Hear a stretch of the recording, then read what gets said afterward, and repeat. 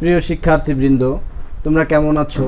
আশা করি ভালো আছো, বাসায় আছো, নিরাপদে আছো। বিশ্বব্যাপী করোনা পরিস্থিতির কারণে স্বাভাবিক শিক্ষা কার্যক্রম ব্যাহত হওয়ায় তোমাদের অনলাইন ক্লাসের ব্যবস্থা করা হয়েছে, যাতে তোমরা ঘরে বসে পড়াশোনা চালিয়ে যেতে পারো, পড়াশোনার স্বাভাবিকতা ধরে রাখতে পারো। তা আজকে আমি অনলাইন ক্লাসে KM ইমদাদ সাইদি, হিসাব বিজ্ঞান বিভাগ, দৌলতপুর কলেজ, দিবানৈশ, দৌলতপুর, খুলনা। আমার আলোচ্য বিষয় হিসাব বিজ্ঞান প্রথম পত্র, অধ্যায় 3, ব্যাংক সমন্বয় বিবরণী। মূলত ব্যাংক সমন্বয় বিবরণী কি, কেন করতে হবে, এর উদ্দেশ্য কি, সেটা আমাদের জানা প্রয়োজন। ব্যাংক সমন্বয় বিবরণী হলো ব্যাংক থেকে একটা আমানতকারী বা গ্রাহক একটা বই প্রদান করে, যাকে বলা হয় নগদান বই। আর ব্যাংক একটা বই সংরক্ষণ করে আমানতকারীর পক্ষে, সেটা হচ্ছে পাস বই বা ব্যাংক বই। মূলত পাস বই এবং ব্যাংক বইয়ের একই পরিমাণ অর্থ বা মিলকরণ হওয়ার কথা, কিন্তু বিভিন্ন লেনদেনের কারণে অনেক সময় ব্যাংক বিবরণী বা পাস বই বিবরণী এবং নগদান বইয়ের ভিতর তারতম্য দেখা যায়। বিশ্লেষণপূর্বক এই তারতম্য উদ্ঘাটন করে যে বিবরণী প্রস্তুত করা হয়, সেটাকে বলা হয় ব্যাংক সমন্বয় বিবরণী। ব্যাংক সমন্বয় বিবরণী অনেক সময় ভিন্নতা দেখা যায়, যেমন একটি চেক ইস্যু করা হলো কিন্তু ব্যাংকে উপস্থিত হলো না। তা ইস্যুকৃত চেক ইস্যু যখন করা হয়, তখন মূলত নগদান বইয়ে হিসাবভুক্ত হয়ে যায়। আর ওই চেকটা যতক্ষণ না পর্যন্ত ব্যাংকে উপস্থিত না হবে, তত সময় ব্যাংক বা পাস বই অন্তর্ভুক্ত হবে না। তা এই কারণে এই যে ব্যাংক বই বা পাস বই এবং নগদান বইয়ের একটা তারতম্য দেখা দিচ্ছে। এ কারণেই মূলত ব্যাংক সমন্বয় বিবরণী তৈরি করা হয়। তা আজকে ব্যাংক সমন্বয় বিবরণী সম্বন্ধে আমি একটি অঙ্ক বোর্ডে তুলে দিয়েছি। আমি অঙ্কটা পড়তেছি, তোমরা একটু খেয়াল করো। জনাব নাজিম এর 2019 সালের 31শে ডিসেম্বর তারিখের হিসাব বই হতে নেওয়া হলো। 1 নাম্বার, নগদান বই অনুযায়ী ব্যাংক জমার উদ্বৃত্ত 40,000 টাকা। দ্বিতীয়ত ছিল 25,000 টাকার একটি চেক আদায়ের জন্য ব্যাংকে জমা দেওয়া হয়েছে, কিন্তু ব্যাংক কর্তৃক আদায় হয়নি, 5,000 টাকা। 3 নম্বর লেনদেন ছিল ব্যাংক কর্তৃক প্রদেয় নোট পরিশোধ, কিন্তু নগদান বইয়ে লেখা হয়নি। 4 নম্বরে ছিল 12,000 টাকার ইস্যুকৃত চেক পরিশোধের জন্য ব্যাংকে উপস্থিত হয়নি। 5ম লেনদেন ছিল ব্যাংক কর্তৃক দেনাদারের নিকট সরাসরি আদায়, 9,000 টাকা, যা হিসাবভুক্ত হয়নি। পরবর্তী লেনদেন ব্যাংক কর্তৃক বিনিয়োগের সুদ আদায় 6,000 টাকা, যা নগদানভুক্ত হয়নি। সর্বশেষ লেনদেন ছিল ব্যাংক কর্তৃক কমিশন চার্জ 1,000 টাকা, যা নগদানভুক্ত হয়নি। করণীয় চেয়েছে ক নাম্বার, পাস বইতে লেখা হয়নি এরূপ লেনদেনের পরিমাণ। খতে চেয়েছে 3 নং, 5 নং, 6 নং এবং 7 নং দফার জন্য জাবেদা দাখিলা। গ নাম্বারে চেয়েছে ব্যাংক সমন্বয় বিবরণী তৈরি করো। তাহলে ব্যাংক সমন্বয় বিবরণী তৈরি গতে চেয়েছে, তা সমাধান কতে আসা যাক। পাস বইতে লেখা হয়নি এরূপ লেনদেনের পরিমাণ। তাহলে সমাধান ক, পাস বই বা ব্যাংক বইতে লেখা হয়নি কোন কোন লেনদেন। যে লেনদেনগুলো নগদান বই আমানতকারী বা গ্রাহক সরাসরি নগদান বই লিপিবদ্ধ করে, সেই লেনদেনগুলো যদি ব্যাংকে উপস্থিত না হয় বা ব্যাংক থেকে পরিশোধ না হয়, তাহলে ব্যাংকে হিসাবভুক্ত হয় না। এরকম লেনদেন যে নগদান বইয়ে ইনক্লুড হয়েছে, অন্তর্ভুক্ত হয়েছে, কিন্তু পাস বই বা ব্যাংক বইতে লেখা হয়নি, এই লেনদেনগুলোকে আমাদের ফাইন্ড আউট করতে হবে। তাহলে দেখা যাক, 2 নম্বর সমন্বয় 25,000 টাকার একটি চেক আদায়ের জন্য ব্যাংকে জমা দেওয়া হয়েছে, কিন্তু ব্যাংক কর্তৃক আদায় হয়নি। 15,000 টাকা। তাহলে এইটা মূলত আসবে। তাহলে আমরা ক সমাধানে চলে যাই এইভাবে।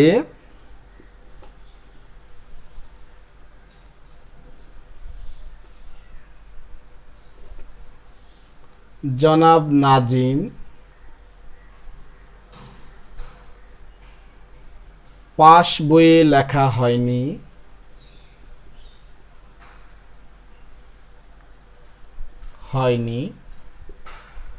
এরূপ লেনদেনের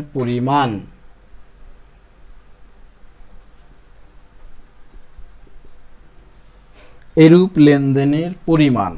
তাহলে পাস বইয়ে লেখা হয়নি, চেক আদায়ের জন্য ব্যাংকে জমা দেওয়া হয়েছে কিন্তু ব্যাংক কর্তৃক আদায় হয়নি। তাহলে নগদান বইটা লেখা হয়েছে কিন্তু ব্যাংক আদায় করেনি, ব্যাংক হিসাবভুক্ত হয়নি। তাহলে আমরা লিখতে পারি আদায়ের জন্য জমাকৃত চেক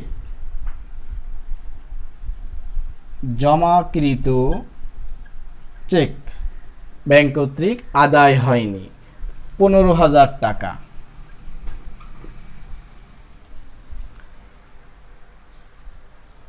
চতুর্থত 12,000 টাকার ইস্যুকৃত চেক পরিশোধের জন্য ব্যাংকে উপস্থিত হয়নি।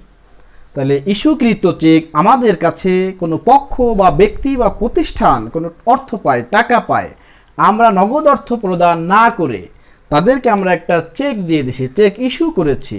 তো যত সময় পর্যন্ত আমার অ্যাকাউন্ট থেকে, আমার হিসাব থেকে ব্যাংক টাকা পরিশোধ না করবে বা ব্যাংকে উপস্থিত না হবে তত সময় পর্যন্ত পাস বই বা ব্যাংক বইতে অন্তর্ভুক্ত হবে না। তাহলে আমরা একটা চেক ইস্যু করেছি যেটা ব্যাংকে উপস্থিত হয়নি, ব্যাংক বিবরণীতে লেখা হয়নি, তাহলে ওই এন্ট্রিটা আমাদের লিখতে হবে ইস্যুকৃত চেক ব্যাংকে উপস্থিত হয়নি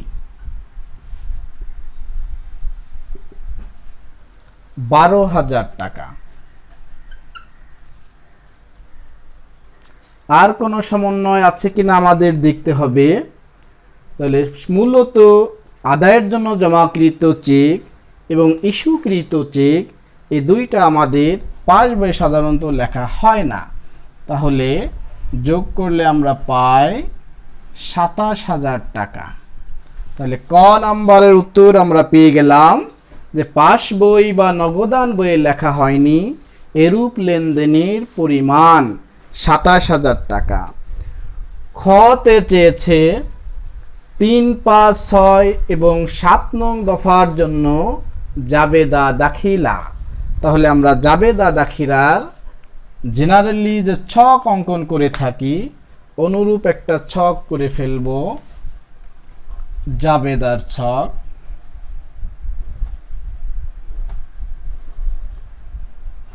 জনাব নাজিম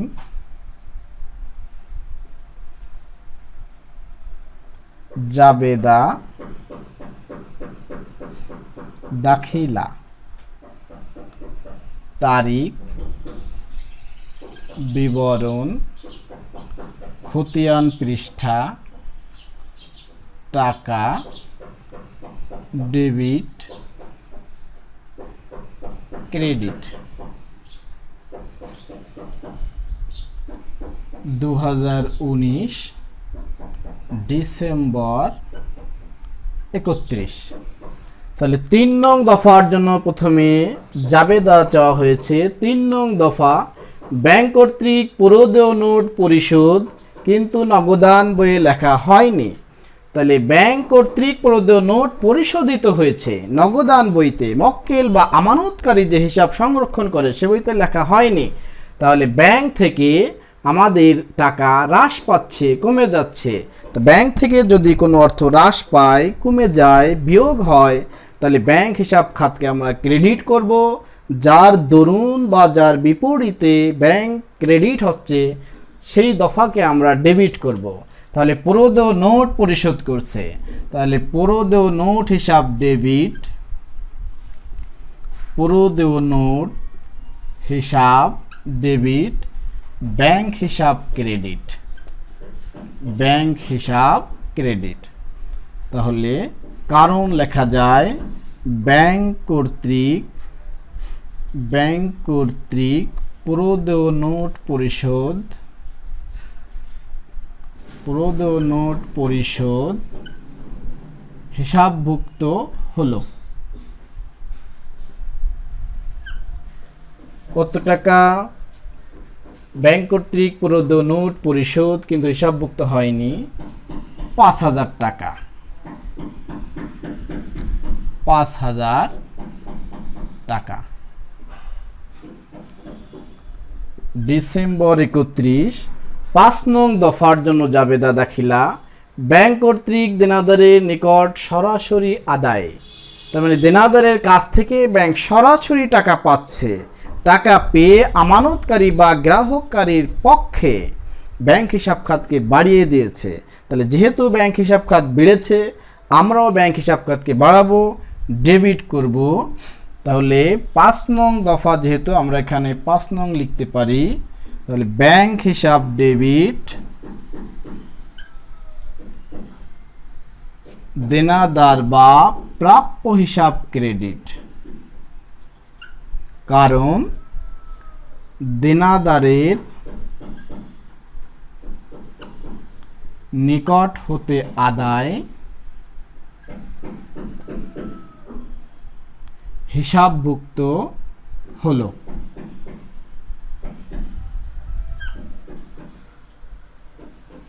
9,000 টাকা।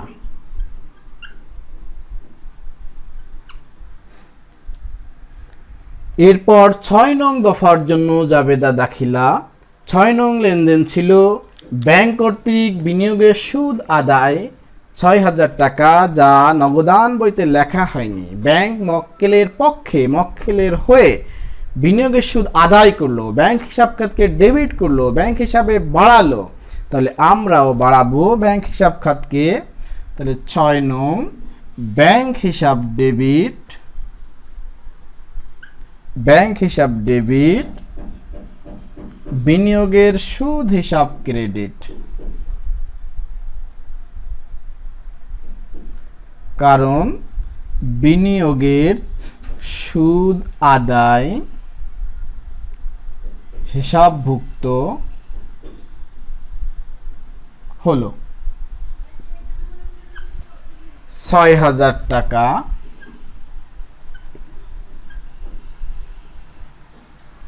7 নং দফার জন্য জাবেদা দাখিলা 7 নং দফা ছিল ব্যাংক কর্তৃক কমিশন চার্জ 1,000 টাকা নগদানভুক্ত হয়নি। ব্যাংক কমিশন চার্জ করেছে, ব্যাংক কমিশন বাবদ অর্থ কেটে নিয়েছে, ব্যাংক থেকে বিয়োগ করেছে। তাহলে আমরাও বিয়োগ করব। তাহলে কমিশন চার্জ হিসাব ডেবিট, কমিশন চার্জ হিসাব ডেবিট, ব্যাংক হিসাব ক্রেডিট। যেহেতু কমিশন চার্জ হিসাবভুক্ত হলো 1,000 টাকা। তাহলে শিক্ষার্থীরা, আমার মনে হয় মোটামুটি জাবেদাগুলো তোমরা বুঝতে পেরেছো। তাহলে জাবেদার সারমর্ম হলো ব্যাংক যদি কোনো হিসাব খাতকে ডেবিট করে, ব্যাংক যদি কোনো হিসাব খাতকে বৃদ্ধি করে, তাহলে আমরা ব্যাংক হিসাব খাতকে ডেবিট করব, বিপরীত দফাকে আমরা ক্রেডিট করব। ব্যাংক যদি কোনো হিসাব খাতকে ক্রেডিট করে, তাহলে ব্যাংক থেকে মাইনাস হবে, বিয়োগ হবে। তাহলে আমরা ব্যাংকে ক্রেডিট করব এবং যার দরুন ব্যাংক থেকে টাকা হ্রাস পাচ্ছে সে দফাকে আমরা ডেবিট করব। তাহলে গ নাম্বার সমাধানে আমরা যেতে পারি। গ নাম্বারে চেয়েছে একটা পূর্ণাঙ্গ ব্যাংক সমন্বয় বিবরণী। তাহলে ব্যাংক সমন্বয় বিবরণী আমরা করব। এর আগে দেখব যে ব্যাংক সমন্বয় বিবরণীতে প্রথমত কোন লেনদেন বা দফা দেওয়া আছে। এখানে দেওয়া আছে নগদান বই অনুযায়ী ব্যাংক জমার উদ্ধৃত, যেটাকে আমরা সঠিক নিয়ম বলে থাকি। তাহলে এখানে কিছু কিছু লেনদেন যোগ হবে এবং কিছু কিছু বিয়োগ করতে হবে। তাহলে কোনগুলো যোগ করব আমরা? ব্যাংক যে দফাগুলোকে যোগ করবে আমরা সে দফা বা লেনদেনগুলোকে যোগ করব। ব্যাংক যেটাকে বিয়োগ করবে আমরাও সে লেনদেনগুলোকে বিয়োগ করব। আর ইস্যুকৃত চেক যদি ব্যাংকে উপস্থিত না হয় তাহলে আমরা যোগ করব। আর ব্যাংকে আমরা যদি কোনো জমাকৃত চেক ব্যাংকে জমা দেই, ব্যাংক যদি সেই চেকের অর্থ আদায় করতে ব্যর্থ হয়, তাহলে আমরা জমাকৃত সেই চেককে বিয়োগ করব। তাহলে গ নংয়ের জন্য আমরা ঘর করে ফেলি।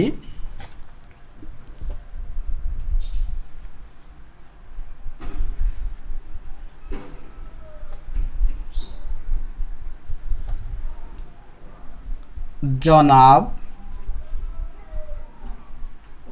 নাজিম ব্যাংক সমন্বয় বিবরণী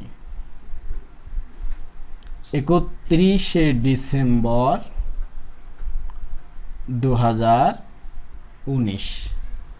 বিবরণ টাকা টাকা। তাহলে ওই লাইনটাকে আমরা লিখে দেব প্রথম, নগদান বই অনুযায়ী ব্যাংক জমার উদ্বৃত্ত।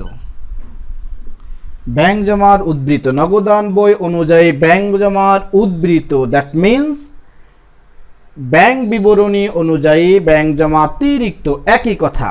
তাহলে নগদান বই অনুযায়ী ব্যাংক জমার উদ্বৃত্ত বলতে যেটাকে বোঝায়, ব্যাংক বিবরণী অনুযায়ী ব্যাংক জমা অতিরিক্তকে একই জিনিস বোঝায়। তাহলে এটাকে যে খাতগুলোকে আমরা যোগ করব, ওই এন্ট্রিও যদি থাকে যে ব্যাংক বই অনুযায়ী ব্যাংক জমা অতিরিক্ত, তাহলে একই খাতই বসবে যোগ বা বিয়োগে। তাহলে প্রথম একটা পার্ট আমরা যোগ করব, কিছু অংশকে আমরা বিয়োগ করব। তাহলে যোগ এবং বিয়োগ কিভাবে হবে আমরা এন্ট্রি দেখি। একটি চেক আদায়ের জন্য ব্যাংকে জমা দেওয়া হয়েছে, কিন্তু ব্যাংক কর্তৃক আদায় হয়নি 15,000 টাকা।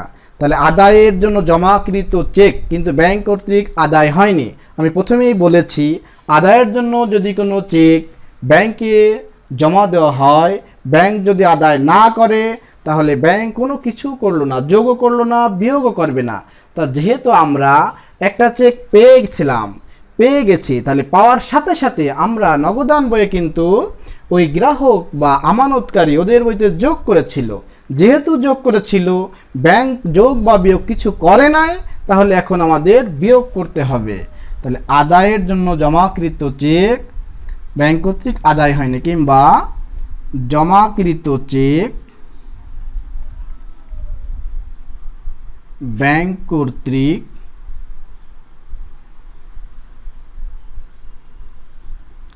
আদায়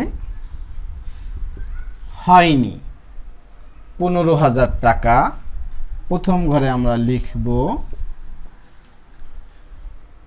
তারপরে লেনদেন ছিল ব্যাংক কর্তৃক প্রদেয় নোট পরিশোধ, কিন্তু নগদান বইতে লেখা হয়নি। যেহেতু ব্যাংক একটা প্রদেয় নোটের অর্থ পরিশোধ করতেছে গ্রাহক বা আমানতকারীর পক্ষে, তার হিসাব খাত থেকে অর্থ বিয়োগ করতেছে, সুতরাং আমরাও বিয়োগ করব প্রদেয় নোট পরিশোধ। প্রদেয়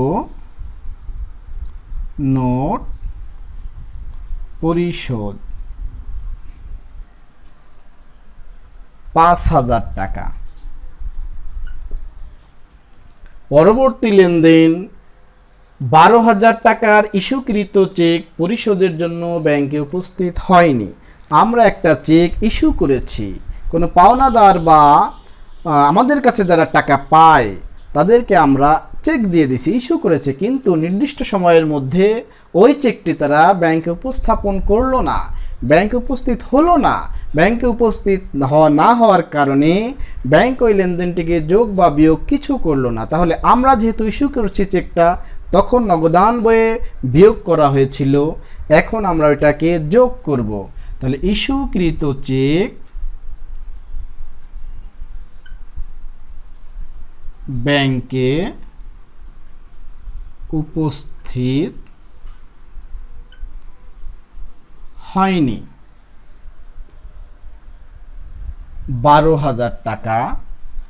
আর প্রথমে আমাদের ছিল নগদান বই অনুযায়ী ব্যাংক জমার উদ্বৃত্ত 40,000 টাকা, এটাকে আমরা শেষের ঘরে লিখে রাখব।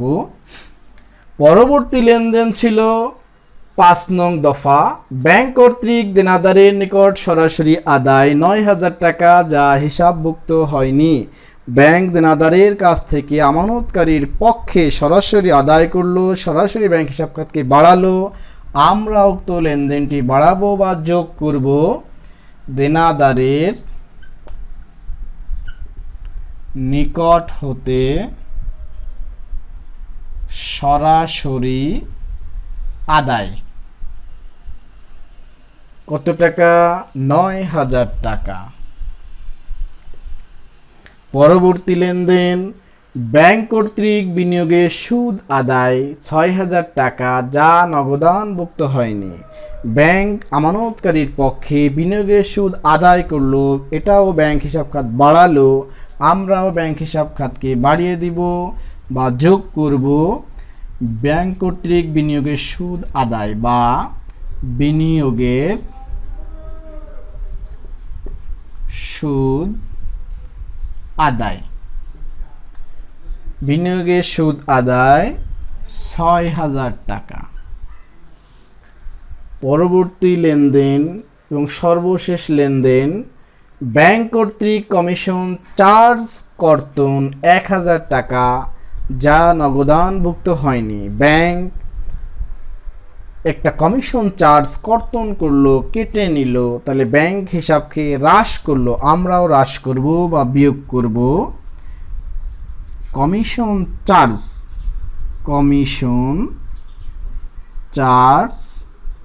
কর্তন 1,000 টাকা। তাহলে প্রিয় শিক্ষার্থীরা, তোমরা নিশ্চয়ই বুঝতে পেরেছো ব্যাংক সমন্বয় বিবরণী কিভাবে করতে হয় এবং লেনদেনগুলোকে কিভাবে পোস্টিং দিতে হয়, কোনগুলো আমরা যোগ করব, কোনগুলোকে আমরা বিয়োগ করব।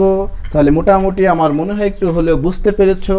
এবার কিভাবে আমরা এটাকে গণনা করব, এই যোগের অর্থগুলোকে আমরা প্রথম যোগ করে পাশে আনব। 12,000 টাকা যোগ 9,000 টাকা যোগ 6,000 টাকা, তাহলে 27,000 টাকা। 27 যোগ 40,000 টাকা, তাহলে পেলাম আমরা 67,000 টাকা। বিয়োগের দফাগুলোকে আমরা প্রথমে যোগ করে তারপর এখান থেকে বিয়োগ করব। তাহলে 15,000 যোগ 5,000 যোগ 1,000, তাহলে আমরা পেলাম 21,000। 21,000 67,000 থেকে আমরা 21,000 টাকাকে বাদ দিব। 67,000 বিয়োগ 21,000, তাহলে আমরা পেলাম 46,000 টাকা। এই 46,000 টাকা নাম কিভাবে লিখব আমরা দেখব। প্রথমে কিভাবে ছিল, প্রথমে ছিল নগদান বই অনুযায়ী ব্যাংক জমার উদ্ধৃত। তা আমরা এখানে নগদের পুরো বিপরীত নামটা লিখব, ব্যাংক বই অনুযায়ী ব্যাংক জমার উদ্ধৃত। তাহলে আমরা একটি পূর্ণাঙ্গ ব্যাংক সমন্বয় বিবরণী প্রস্তুত করে ফেললাম। শিক্ষার্থীরা, তোমরা এই লেনদেনগুলোকে আবার বাসায় বসে দেখবে, বাসায় বসে একটু করার চেষ্টা করবে, অবজার্ভ করবে। যদি তোমাদের কোনো সমস্যা হয় তাহলে আমাদের সাথে তোমরা যোগাযোগ করবে, স্যারদের সাথে যোগাযোগ করবে, আমরা তোমাদের সমস্যার সমাধান দেওয়ার চেষ্টা করব। তাহলে প্রিয় শিক্ষার্থীরা, আজ এই পর্যন্ত। এর পরবর্তীতে আমি তোমাদের আরও একটি ব্যাংক সমন্বয় বিবরণীর উপর ক্লাস নিব, আরও ডিটেইলস আলোচনা করব, অন্যান্য লেনদেন নিয়ে আমি আলোচনা করব। তাহলে পরবর্তী ভিডিও তোমরা দেখবে। আশা করি ভালো থাকবে, নিরাপদে থাকবে, বাসায় থাকবে। আজ এই পর্যন্ত, তোমাদের সুস্থতা কামনায় শেষ করছি। আল্লাহ হাফেজ।